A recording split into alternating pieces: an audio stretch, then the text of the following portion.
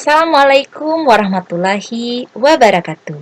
Saya Meti Sulastri, mahasiswi Universitas Pancasakti dari Prodi PAUD 2018. Pada kesempatan ini, saya akan membacakan ringkasan materi dari materi 1 hingga 7 dari mata kuliah Manajemen PAUD dengan dosen pengampu Ibu Dr. Anda Haja Suhartiningsi, MPD. Manajemen PAUD. Manajemen PAUD adalah suatu upaya mengelola, mengatur, dan atau mengarahkan proses interaksi edukatif antara peserta didik, guru, dan lingkungan secara teratur, terencana, dan tersistem untuk mencapai tujuan pendidikan anak usia dini. Fungsi manajemen PAUD: 1. Perencanaan. 2. Pengorganisasian. 3. Kepemimpinan. Dan 4. Pengawasan. Pengelolaan pendidikan. Kata pengelolaan berasal dari kata manajemen, sedangkan istilah manajemen sama artinya dengan administrasi. Menurut Oteng Sutisna tahun 1983. Oleh sebab itu, pengelolaan pendidikan dapat diartikan sebagai upaya untuk menerapkan kaidah-kaidah administrasi dalam bidang pendidikan. Fungsi dan prinsip pengelolaan pendidikan. Ada 7 fungsi pengelolaan dan prinsip pendidikan. 1. Membuat putusan. 2. Merencanakan. 3. Mengorganisasikan. 4. Mengkomunikasikan. 5. Mengkoordinasikan. 6. Mengawasi. Dan 7. Menilai.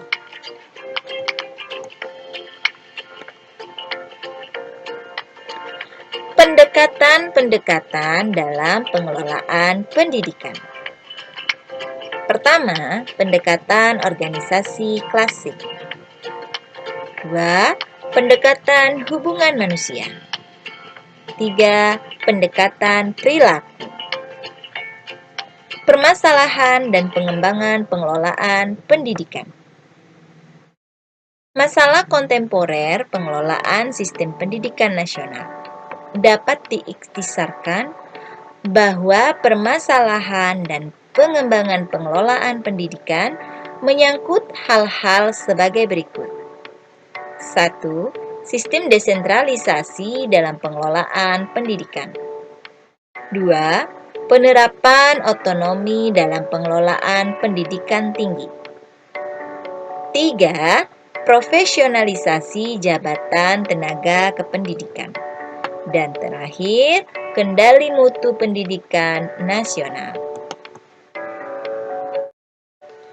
Pengertian kepemimpinan dalam pendidikan. Kepemimpinan pendidikan adalah suatu kemampuan dan proses mempengaruhi, membimbing, mengkoordinir, dan menggerakkan orang lain yang ada hubungannya dengan pengembangan ilmu pendidikan dan pelaksanaan pendidikan agar kegiatan yang dijalankan dapat lebih efektif di dalam pencapaian tujuan-tujuan pendidikan dan pengajaran. Teori-teori kepemimpinan. Teori kepemimpinan sifat, teori kepemimpinan perilaku dan situasi, teori kewibawaan pemimpin, teori kepemimpinan situasi, dan teori kelompok.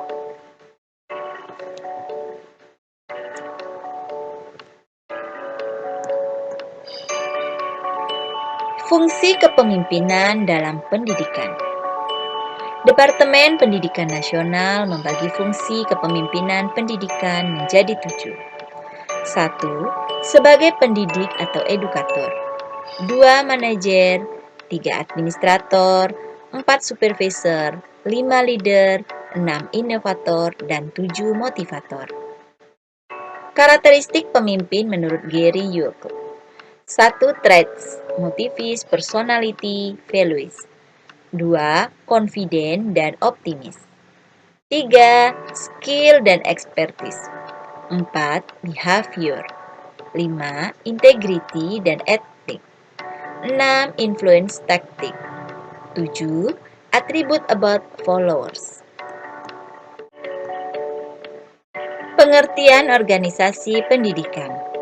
Organisasi pendidikan adalah suatu wadah yang memungkinkan komponen pendidik untuk meraih hasil yang maksimal dalam proses belajar mengajar, sehingga dapat menghasilkan peserta didik yang punya prestasi dan pengelolaan sekolah yang tertib administrasi dengan manajemen yang terarah yang sebelumnya tidak dapat dicapai oleh individu sendiri-sendiri. Komponen organisasi ada 4. Pertama, misi. Misi adalah alasan utama keberadaan organisasi pendidikan. Kedua, visi. Visi adalah sesuatu yang ingin dicapai dari penyelenggaraan pendidikan. Ketiga, tujuan. Tujuan adalah divisi-divisi fungsional organisasi pendidikan yang menghubungkan dengan stakeholder organisasi. Keempat, objektif. Objektif adalah hasil sasaran yang spesifik, terukur, dan terkait dengan tujuan. Thank you, terima kasih. Itulah resume dari saya. Semoga saja mendapat nilai yang memuaskan. Wassalamualaikum warahmatullahi wabarakatuh. Dadah.